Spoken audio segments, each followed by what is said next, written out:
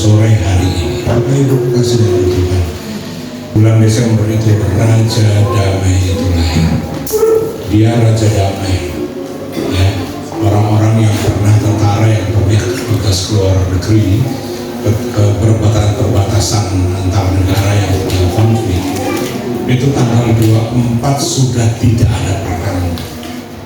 Satu peluru pun tidak ada yang keluar tanggal 25, apalagi batas negara, satu negara ini ada tentara-tentaranya, mereka kumpul salam-salaman, minum sama-sama pada tanggal 25. Mereka nyanyi, mereka nari tanggal 25, mereka bikin. Jadi sungguh-sungguh tanggal 25 itu kelahiran seorang raja. Dia sungguh raja damai. Bapak Ibu kekasih Tuhan, saat ini kita hidup, kita perlu damai sejahtera Tuhan. Setiap hari buka media sosial, segala macam, selalu ada pergolakan yang terjadi, yang akhirnya bisa membuat orang menjadi berpikir dan tidak menjadi tenang.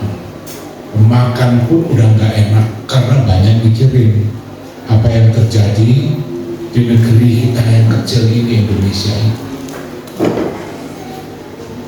Ada taktik luar negeri yang akan mau menghancurkan Indonesia. Untuk dipikir, ya, pikir aja nasi lompok ya. Nah, hal-hal inilah yang membuat kita selalu harus hidup dalam damai sejahtera Tuhan. Ya, kayak Ibu Ruth bersaksi tadi, kok nggak nangis lihat ibunya. Emang kalau nangis ibunya sembuh. Justru itu karena Tuhan kasih damai sejahtera, ketenangan di situ. Sehingga waktu lihat ibu dalam keadaan, saya ngebayangin itu ya, kepalanya sobek ya, kakinya patah, tentu kita kasihan sekali di usia lanjut alami hal itu ya. Tapi kalau ibu nggak sampai nangis, itu Tuhan tahan dengan damai sejahtera, sehingga saat itu bisa berpikir dengan baik, bisa mendoakan dengan baik. Betapa kita perlu, karena yang kita hadapi itu persoalan-persoalan, bisa persoalan yang mengejutkan kita, yang mengagetkan kita, yang membuat kita menjadi kaget dan mungkin udah nggak tahu mesti berpikir apa lagi gitu.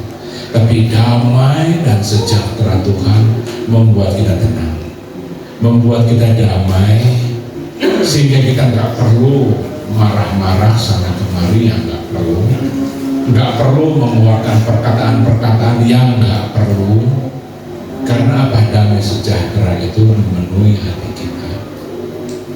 Damai sejahtera kita itu yang akan menuntut kita tetap berdoa. Damai sejahtera itu yang menuntut kita tetap kita mencari Tuhan kita, maka kita akan semakin dekat dengan Tuhan kita. Karena damai sejahtera dari Allah akan menarik orang itu mendekat kepada sumber damai sejahteranya. Karena Allah mau orang yang penuh dengan damai sejahtera itu menjadi gusar dan hilang dan rusak damai sejahtera itu di hati ya. Judul khotbah saya, damai sejahtera yang tidak bisa dicuri oleh dunia. Iblis mau mencuri damai sejahtera di hati kita ya, di roh kita. Kalau udah di roh, iblis tidak bisa curi damai sejahtera itu. Maka itu berdoa, Tuhan penuhi hatiku dengan damai sejahtera itu, supaya apa? Kita menikmati senantiasa hidup yang penuh dengan damai sejahtera. Ayat yang saya ambil pernah dibacakan oleh Bapak Pendeta Ferry Palinggi ya, Yohanes 14 ayat 27. Yohanes 14 ayat 27 dituliskan di sana. Yohanes 14 ayat 27, damai sejahtera ku-nya ini Yesus, ku lagi Yesus, ku tinggalkan bagimu. Damai sejahtera ku biarkan kepadamu, dan apa yang ku berikan tidak seperti yang diberikan oleh dunia kepadamu. Janganlah gelisah dan gentar hatimu. Jadi kenapa Tuhan rasa kita perlu, dia perlu meninggalkan damai sejahteranya kepada saudara dan saya, gerejanya. Tuhan merasa perlu karena dia merasakan sebagai manusia, walau dia nggak ada damai sejahtera, mungkin dia udah frustasi saat Yesus bertugas dalam dunia. Karena dia bertugas 100% dia manusia, tapi 100% dia Allah. Secara manusia dia merasakan tekanan-tekanan yang terjadi. Sudah tahu orang Farisi, ahli Taurat itu setiap hari mau membunuh Yesus rencananya. Karena pekerjaan mereka yang tadinya mereka anggap hebat, nggak taunya pekerjaan menipu semuanya. Dan Yesus tahu dia punya kerjaan gak ada yang beres itu. Mereka menjadi malu, mereka menjadi baper dengan Yesus dan marah, dan dia mau bunuh Yesus. Tapi tidak ada satu orang pun bisa membunuh Yesus karena kealahan Yesus ada pada Yesus di dalam kemanusiaan. Saya percaya dia pun udah bosan dengan keadaan itu. Setiap kali dia masuk dalam gereja dan dia lihat orang Farisi dan ahli Taurat memberikan mata yang gak damai sama Yesus, karena mereka anggap mereka orang yang tua-tua sudah tahu soal Taurat, tapi tidak pernah hidup di dalam Taurat dan melakukan Taurat itu tidak pernah. Maka itu mereka cuma berbohong dan cuma menyenangkan kelompok-kelompok mereka sendiri. Setiap hari Yesus merasakan hal-hal seperti itu. Setiap hari. Kalau kita baca tadi ayat itu, ayat yang ke-13 sampai 17, itu adalah satu pidato perpisahan Yesus. Ini kejadian menjelang Yesus mendekati, Yesus akan ditangkap dan Yesus akan disalibkan. Maka dari itu dia menyampaikan pesannya, damai sejahteraku kuberikan. Yesus merasa sekali bahwa tanpa damai sejahtera dari Yesus, murid-murid gugur, udah pasti. Waktu Yesus ditangkap lari semua pergi, dan mereka nggak lihat tokoh yang hebat Yesus itu. Orang mati bisa bangkit, orang sakit sembuh. Jadi mereka lihat kedahsyatan dari pemimpin mereka. Oleh sebab itu pada saat itu masyarakat semua mau mengangkat dia menjadi raja atas Israel. Itu bukan misinya, bukan tujuan Yesus datang pada dunia. Dia mau mencari orang yang banyak untuk bertobat dan masuk surga. Itu tujuan Yesus yang pertama. Dia tidak perlu jadi raja bagi dia. Dan dia lihat tekanan-tekanan yang terjadi pada saat itu. Maka itu dikatakan damai sejahteraku kutinggalkan bagimu. Yesus tahu dengan damai sejahtera yang dia miliki, yang ada pada setiap murid akan menjadi kuat, murid akan setia, murid terus akan menjadi percaya kepada Yesus. Yesus tahu, karena keadaan situasi akan terus berubah, situasi akan terus berubah saat itu, dan dunia ini pun terus berubah, dan kita merasakan tekanan-tekanan yang terjadi pada dunia ini. Ini belum seberapa. Akan terjadi hal-hal yang lebih hebat lagi tentunya di dunia ini, dan kita bisa mengalami hal-hal itu. Oleh sebab itu Yesus tinggalkan damai sejahtera. Buat apa damai sejahtera itu? Untuk kita tahu, kita sadar, dan kita mengerti kalau saya tenang ini karena ada Tuhan di hati saya. Kalau kita masih bisa terus berdoa, berharap, percaya kepada Tuhan, dan saya masih ada dalam rumah Tuhan untuk nyanyi memuji Tuhan, itu damai sejahtera yang Tuhan berikan, sehingga dia tidak takut dengan suasana ibadah yang ada. Karena dalam ibadah ini pun Tuhan hadir, dan dia membawa damai sejahtera itu. Itu sebabnya dia berikan, ku tinggalkan bagimu, damai sejahteraku ku berikan kepadamu. Dia rasa sangat perlu murid-murid damai sejahtera, dan damai sejahtera itu ialah rohnya Tuhan. Kita nggak bisa rasakan damai sejahtera kalau roh Tuhan kita nggak kasih masuk dalam hati kita. Kita nggak tahu apa itu damai sejahtera. Bagaimana kita bisa kuat bertahan dengan segala persoalan, masalah yang kita hadapi, dan kita masih memanggil dia Bapa di surga, dan kita masih mengatakan aku percaya Engkau tolong, dan kita masih berani mengatakan Engkau ada bersamaku dalam doa-doaku. Kita masih bisa berkata waktu kita bangun pagi, terima kasih penyertaan dan perlindungan sepanjang malam kami tidur. Terima kasih anak kami yang jauh di sana terjaga, terlindung oleh Engkau. Itu doa karena apa? Ada damai sejahtera di hati. Itu yang membuat kita percaya. Itu yang membuat kita menjadi begitu yakin di dalam doa-doa kita kepada Tuhan. Yesus mengatakan kepada murid-muridnya waktu Taman Getsemani, berdoalah, berjaga dan berdoalah supaya kamu jangan jatuh ke dalam pencobaan. Damai sejahtera itu membawa kita untuk kita lebih dekat kepada sumber damai sejahtera, yaitu Yesus. Karena damai sejahtera itu rohnya Yesus, roh damai sejahtera yang ada pada Yesus. Sehingga walaupun dia menjelang kematian, dia masih tenang. Dia lihat orang banyak cari dia tenang.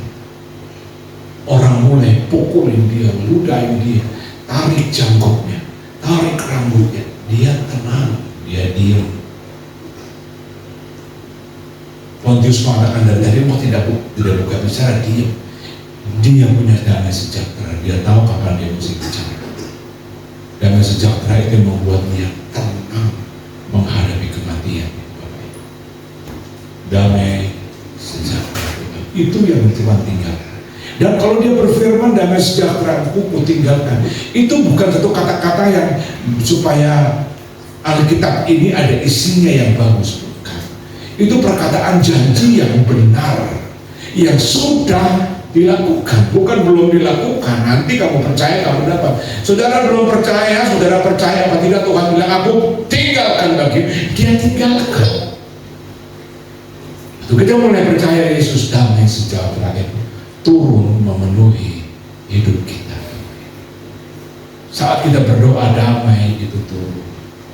Alangkah sedihnya habis berdoa kita tak merasakan damai, sedih sekali. Saat kita berdoa itulah Tuhan dalam rohnya turun dan memberikan damai untuk setiap pengharapan yang kita hadapi. Yohanes 14 ayat 27 berada dalam pengajaran Yesus pada malam sebelum dia disalibkan. Para murid sedang diliputi ketakutan. Nah, itu waktu Yesus menetapkan, murid-murid itu ketakutan sekali. Karena dia lihat udah ada pergerakan-pergerakan yang terjadi pasti. Ya, mereka katakan karena Yesus berkata ia akan pergi. Terus siapa yang mimpin kita? Siapa yang akan ada di garda ke depan kita nantinya, yang melindungi kita pada saat pergolakan terjadi? Kuasa dari Tuhan itu memagari semua anak-anak murid-murid Tuhan. Di tengah badai ombak seperti apa Tuhan bilang, kenapa kamu tidak percaya? Karena kalau ada Yesus dalam kapal, iblis tuh nggak bisa tenggelamkan kapal, nggak bisa. Petrus bisa jalan di atas air itu karena dia lihat Yesus, sumber kuasa itu. Dia lihat angin dan ombak, dia ketakutan. Waktu dia mulai takut, dia langsung tenggelam. Saat dia berseru, Yesus tolong, cepat sekali tangan itu menarik dia kembali. Bapak Ibu kekasih dalam Tuhan, berapa banyak kali kita menghadapi ketakutan bagi setiap masalah yang kita hadapi. Apa yang dihadapi anak-anak kita, memikirkan masa depan anak-anak kita, kita bisa takut, kita bisa bimbang. Sepertinya doa kita nggak terjawab, belum terjawab juga. Tapi damai sejahtera dari Yesus itu membuat kita tidak menjauh dari doa, membuat kita tidak menjadi ragu karena belum lihat pertolongan. Sementara kita sedang menanti doa kita melakukan apa yang benar di hadapan Tuhan. Karena apa? Roh damai sejahtera itu pernah saya sampaikan, sehingga doa kita bukan permintaan lagi, tapi ucapan syukur pada Tuhan. Murid-murid kebingungan, mereka tidak tahu kemana Yesus akan pergi. Gimana kalau dia pergi? Mau kemana sih dia itu perginya? Kecemasan masa depan, bagaimana mereka melanjutkan pelayanan tanpa guru mereka. Dulu ada komando, satu komando mengenai pelayanan-pelayanan. Mereka diperlengkapi dengan kuasa untuk mengusir setan, untuk menyembuhkan orang. Dari mana kuasa itu? Datang dari pemimpin yang hebat, itu Yesus. Dan mereka melihat dan mereka mulai tumpang tangan orang sembuh. Mereka menghardik orang yang masukkan setan. Setan itu keluar. Nah, kalau dia pergi itu siapa yang perlengkapi saya? Itu yang terjadi pada murid-murid saat itu. Waktu Yesus mengatakan hal ini, mereka menjadi takut. Enggak heran, waktu Yesus ditangkap mereka hilang semuanya dari depan Yesus. Petrus mengatakan, lewati dulu mayatku. Petrus, sebelum ayam berkokok kamu sudah 3 kali menyangkal. Kemana Petrus lari, takut semua. Bahkan seorang budak perempuan mengatakan, iya kamu ada bersama-sama dengan mereka. Dia mengutuki saya, sumpah saya gak kenal, saking takutnya. Budak itu gak punya hak apa-apa. Tapi waktu dia mulai menunjuk kepada Yesus, pada Petrus, saat itu Petrus hatinya penuh ketakutan. Petrus pun akhirnya melawan Tuhan. Dia bersumpah tidak mengenal kepada dia. Ngeri sekali orang tanpa damai sejahtera. Tapi Yesus sudah tahu hal itu. Yesus sudah di depan murid-murid, dan Yesus sudah persiapkan apa-apa semua yang diperlukan oleh semua murid-murid. Damai sejahtera kutinggalkan bagimu, damai sejahtera kuberikan kepadamu, bukan yang seperti dunia berikan. Ya. Makna kata damai itu ialah dalam bahasa Yunani itu eirena. Artinya damai sejahtera yang kuat, yang besar. Di mana dalam damai sejahtera itu yang kuat, yang mencangkup beberapa sumber damai sejahtera. Kita ini tidak hanya berarti tenang atau takut, tetapi damai sejahtera itu ialah kesejahteraan batin. Damai sejahtera itu keharmonisan hubungan dengan Allah, ya. Kestabilan dalam menghadapi tekanan, tidak menjadi goncang tapi stabil, tenang terus, bisa berjalan terus kuat bersama Yesus, bisa berjalan dengan tegak di hadapan Yesus. Untuk menghadapi goncangan yang terjadi, Bapak Ibu, ada kesejahteraan di batin kita, di hati kita, sehingga tetap masih bisa berdoa. Bukan kehilangan penglihatan, bayangan akan kuasa doa itu. Ada orang yang sudah kehilangan bayangan kuasa doa, sehingga dia tidak bisa lagi, tidak mau lagi berdoa kepada Tuhan. Tidak kehilangan keharmonisan hubungan dengan Allah. Ini adalah damai dari dalam, ya, bukan dari situasi di luar. Ini damai dari dalam. Yang Allah kerjakan damai itu dari dalam. Kalau damai yang dari dunia itu damai yang dari luar kita, ya. Gak ada utang, damai, sejahtera. Oh, bulan depan udah bayar, tenang, damai. Bulan depan lagi mikir lagi, aduh gimana nih, aduh mulai gimana bayaran. Itu bukan damai yang dari Tuhan. 3 pesan awal jemaat mula-mula ketika Yohanes menulis Injilnya itu tahun 85 sampai tahun 95 Masehi, ya, tahun 85 sampai tahun 95, ya. Jemaat Kristen menghadapi penganiayaan, jemaat Kristen menghadapi ketidakpastian hidup, tekanan dari masyarakat Yahudi dan Romawi. Itulah gereja mula-mula hadapi dulu saat itu. Dan terus ini berjalan dan menggoncangkan dan menggoyangkan situasi, keadaan, semuanya. Jadi begitu bangun, ingat lagi kemarin ada gini-gini, hari ini ada apa lagi yang terjadi. Setiap hari mereka digoncangkan hati mereka.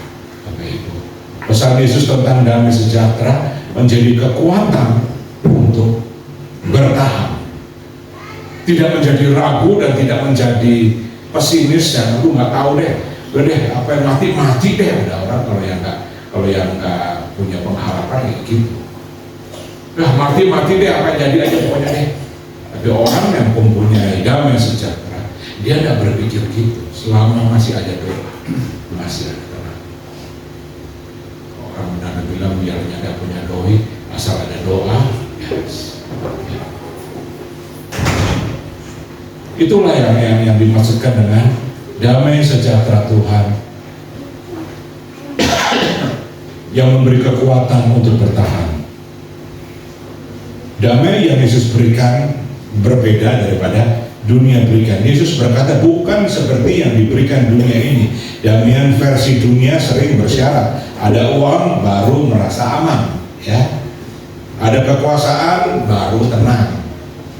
Tak ada masalah baru itu damai, enak, ada masalah. Tetapi damai Yesus tidak bergantung kepada keadaan, melainkan hadir ketika badai datang. Damai yang Yesus berikan itu hadir saat masalah persoalan itu ada, damai itu ada.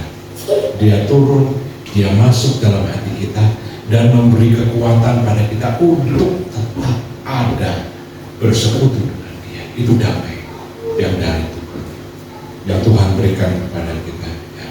Tetap ada meski ekonomi itu sulit, finansial sulit, tetap ada damai. Tetap bisa datang dalam ibadah, tetap bisa berdoa dan mengatakan Bapa, Engkau sungguh baik. Seperti apapun yang dihadapi, tetap kita bisa mengatakan dan berdoa. Terima kasih untuk berkat-Mu hari ini. Padahal tidak punya apa-apa, tapi kita bisa mengatakan Engkau sungguh baik. Terima kasih berkat-Mu hari ini. Kemana kita pergi, waktu kita sampai, kita masih bisa berkata terima kasih, Tuhan telah lindungi, pelihara saya. Situasi keamanan akan bisa berubah dan menakutkan Bapak Ibu. Tapi damai sejahtera Allah itu akan menjaga hati meskipun keadaan sekeliling kita terlihat tidak menjanjikan ada jalan keluar atau pertolongan. Damai Yesus bukan dari keadaan, ya, tapi dari kehadirannya Dia. Dia datang membawa damai sejahtera. Maka damai sejahtera itu yang sudah ditaruhkan oleh Tuhan 2000 tahun yang lalu itu akan bangkit kembali dan kembali menyegarkan kita. Dan kita bisa lihat pengharapan selalu di dalam Tuhan. Teringat oleh kita dari ayat Pemazmur, dari manakah datangnya pertolongan?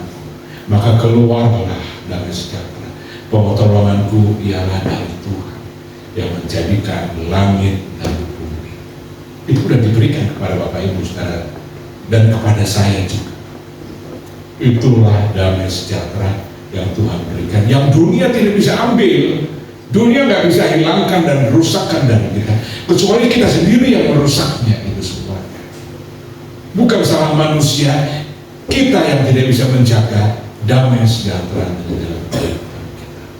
Saya menikmati damai sejahtera sekali karena pada hari apa ya, saya ke Cangkar sama istri, baptis 3 jiwa. Nah, di Cangkar hangat ya, jadi nggak kedinginan mereka yang baptis. Kita ke sana pagi-pagi sekali kita yang bersama dan kita membaptiskan 3 jiwa yang percaya, yang mengambil keputusan, aku mau dibaptis. Kami berikan pelajaran katekisasi, keterangan dan menyangkut bagaimana menerangkan tentang baptisan itu kepada para anak 3 jiwa ini, sehingga waktu mereka ambil keputusan, mereka akui, ya aku mau dibaptis, karena mereka mengerti firman Tuhan bicara apa soal baptisan.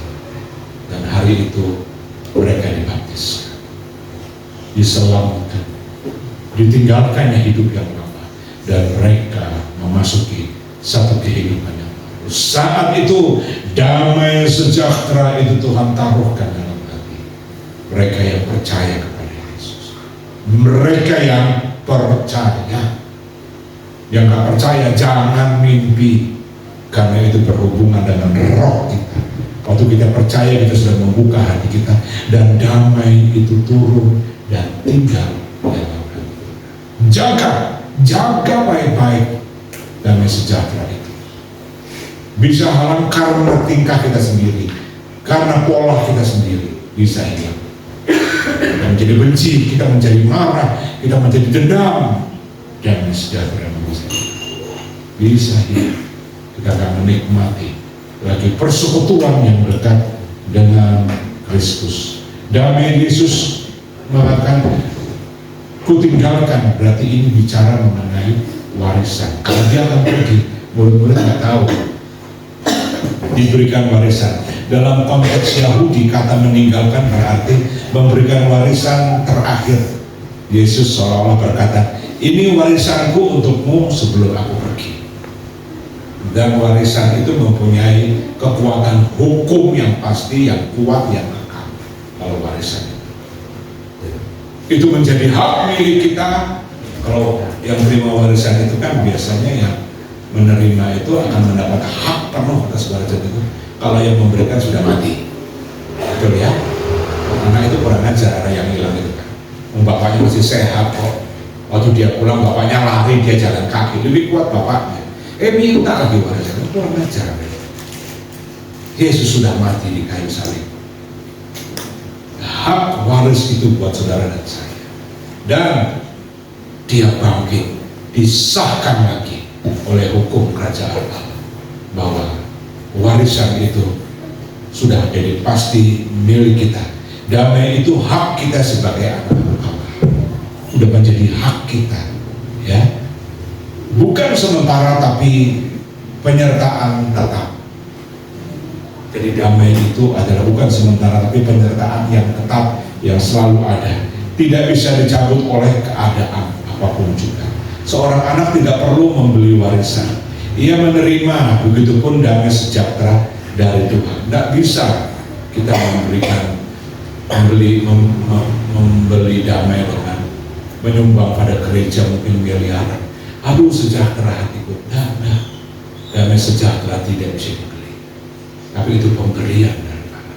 Allah lebih tahu siapa yang memerlukan, siapa yang perlu dengan damai itu. Allah tahu. Kalau dia berikan bagi saudara dan saya, kita mesti bersyukur, karena damai sejahtera itu mengalahkan rasa takut. Ya, damai sejahtera itu mengalahkan rasa takut. Setiap kali kita bisa takut, kita bisa bimbang, kita bisa cemas, tapi damai sejahtera itu yang menyingkirkan takut itu dari hati kita, sehingga kita akan mengganti doa kita, bukan lagi terus meminta memohon. Doa kita dirubahkan menjadi doa yang penuh ucapan syukur kepada Allah. Yesus mengatakan, janganlah gelisah dan gentar hati. Yesus sendiri mengatakan, jangan gelisah, jangan gentar, karena Tuhan sudah taruh damai sejahtera. Berarti damai sejahtera Yesus memberi kemampuan kepada kita. Kita punya kemampuan yang besar waktu kita berjalan dalam situasi keadaan yang tidak pasti saat ini. Kita mempunyai kemampuan untuk tetap berdiri dan kita tetap percaya kepada Yesus. Karena apa? Damai sejahtera itu menguasai hati kita, menguasai hidup kita. Tetap tenang di tengah masalah. Sepertinya keadaan tidak berubah, ya kita sudah dirubah oleh Tuhan. Amin, Bapak Ibu. Kita yang dirubah, itu yang mengubahkan sekeliling kita. Keadaan situasi akan berubah waktu kita mulai dirubah. Bagi Tuhan terlalu sulit mengubahkan kita untuk kita percaya, daripada mengubahkan keadaan situasi yang kita takutkan. Bagi Tuhan lebih susah mengubah kita. Tapi kalau kita mau berubah, maka keadaan situasi itu akan berubah. Semua akan berubah. Semua dengan pasti. Keadaan situasi finansial semuanya, usaha pekerjaan akan berubah waktu kita mulai percaya dan menerima damai sejahtera yang dari Allah. Yesaya 26 ayat 3 mengatakan, yang hatinya teguh kau jagai dengan damai sejahtera, sebab kepadamu lah dia percaya. Yang hatinya teguh, terus percaya, teguh, tidak bergeser, tidak mencari yang lain lagi. Dikatakan kau jagai dengan damai sejahtera. Amin. Berdirilah teguh, jangan tergoyahkan oleh apapun juga. Maka kita akan merasakan damai sejahtera daripada Allah. Tetap percaya saat tidak mengerti jalan Tuhan. Berjalan dengan iman, bukan dengan perasaan. Iman perasaan kayaknya hampir sama. Enggak. Iman itu ada pengakuan. Iman itu ada tindakan untuk lakukan bahwa aku beriman kepada Tuhan. Oleh sebab itu aku percaya Aku beriman kepada Tuhan. Oleh sebab itu aku beribadah kepada Tuhan. Aku percaya dengan iman karena aku membaca firman Tuhan dan aku percaya. Itu iman. Kalau perasaan terlalu rapuh, terlalu gampang menjadi rusak. Mengapa hati bisa tidak gelisah? Karena ada pribadi yang tinggal di dalam hidup kita. Roh Kudus menghidup. Hati tidak resah. Kenapa? Ada roh Tuhan. Rohnya Tuhan, tidak main-main. Bukan rohnya malaikat, tapi rohnya Tuhan mau tinggal di dalam hati kita. Jangan memikirkan bahwa kita tuh sangat tidak layak di hadapan Tuhan. Sejak kita percaya Yesus dan kita dibasuh dengan darah Yesus, kita mendapat satu kelayakan yang tinggi. Malaikat iri semua dengan kita karena malaikat tidak dibasuh dengan darah Yesus. Kita kalau jatuh dalam dosa, kita bertobat, kita minta ampun, Tuhan ampuni, Tuhan pulihkan kita kembali, dan Tuhan basuh kita dengan darah. Tapi kalau malaikat jatuh, buang. Ngeri sekali. Tidak ada pengampunan buat malaikat. Bersyukurlah kita mendapat satu nilai yang tinggi di hadapan Tuhan, ya. Ada seorang anak kecil yang tidur nyenyak sekali saat badai besar. Orang tuanya bertanya, mengapa kamu bisa tidur sementara petir menyambar? Anak itu menjawab, karena ayah ada di rumah dan menjaga. Dia menjadi tenang karena ada ayahnya yang menjaga. Begitulah damai sejahtera dari Kristus. Bukan karena badai hilang, tetapi karena kita tahu siapa yang bersama dengan kita. Saat menghadapi masalah keluarga, ingat, damai dari Tuhan tidak hilang. Ada kegalauan, ada kekacauan yang kita alami, ada goncangan-goncangan yang terjadi. Ingat, damai itu tidak hilang. Ya, tetap taruh di hati kita. Waktu kita mulai berseru kepada Dia dalam hati yang damai, Bapa terima kasih, Engkau tidak tinggalkan aku. Ada kegoncangan ini, ada cemas, ada takut, tapi Engkau tidak tinggalkan. Aku percaya. Sekali-kali Engkau tidak pernah membiarkan, dan sekali-kali Engkau tidak pernah meninggalkan dan membiarkan, ya. Yesaya 9 ayat 6a. Yesaya pasal 9 ayat 6a. Besar kekuasaannya dan damai sejahtera tidak akan berkesudahan. Amin. Gak ada akhir tamat dari semua damai sejahtera. Sampai kita di surga, sementara kita berjalan terus ke surga, damai sejahtera itu terus diberikan Yesus dalam kehidupan kita. Karena apa? Sementara kita berjalan ke surga, kita memburu kekuatan. Kekuatan itu ialah damai sejahtera dari Allah. Saat ekonomi sulit, damai Yesus memampukan kita untuk tetap tenang dan percaya. Saat masa depan tidak pasti, damai Yesus mengarahkan langkah kita untuk percaya terus. Yeremia 29 ayat 11. Sebab aku ini mengetahui rancangan-rancangan apa yang ada padaku mengenai kamu. Demikianlah firman Tuhan, yaitu rancangan damai sejahtera dan bukan rancangan kecelakaan, untuk memberikan kepadamu hari depan yang penuh harapan. Amin. Mari terus, karena apa? Dia merancangkan damai sejahtera. Kalau dia merancang ada yang bisa gagalkan? Tidak. Siapapun kalau dia merancang, tidak ada yang bisa gagalkan. Kalau Tuhan yang merancang, rancangan itu begitu sempurna dan baik, dan itu akan diberikan, dialami di dalam kehidupan saudara dan saya.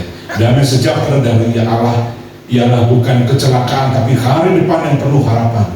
Tenang karena Tuhan yang memegang kontrol hidup kita.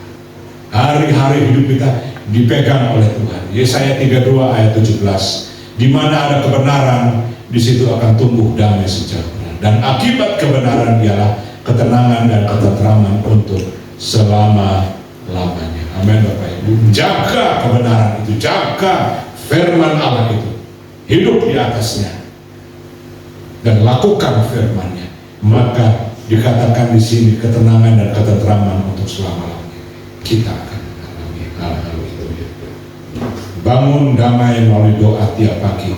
Damai bukan otomatis, harus dipertajam melalui doa, firman, dan berserah kepada Tuhan. Damai sejahtera dari Yesus bukan teori, tetapi hadir dan nyata. Dia tidak menjanjikan hidup tanpa masalah, tetapi hidup dengan damai di tengah-tengah masalah. Amin. Hidup dengan damai di tengah-tengah masalah. Banyak semuanya. Jangan bikin ruwet, jangan bikin pusing, jangan kita jadi nggak enak makan, nggak enak tidur, nggak enak itu segala macam. Jangan. Tinggal di dalam damainya Tuhan. Terus bersekutu dengan Tuhan. Terus baca firman Tuhan. Seperti yang Filipi 4 ayat 7 mengatakan, damai sejahtera Allah yang melampaui segala akal kita akan memelihara hati dan pikiranmu dalam Yesus Kristus. Damai sejahtera itu menjaga hati dan pikiran kita di dalam Yesus Kristus, sehingga tidak ada lain pengharapan yang begitu pasti selain pengharapan di dalam Yesus. Tidak ada lain, hanya Yesus yang menjadi pengharapan. Tuhan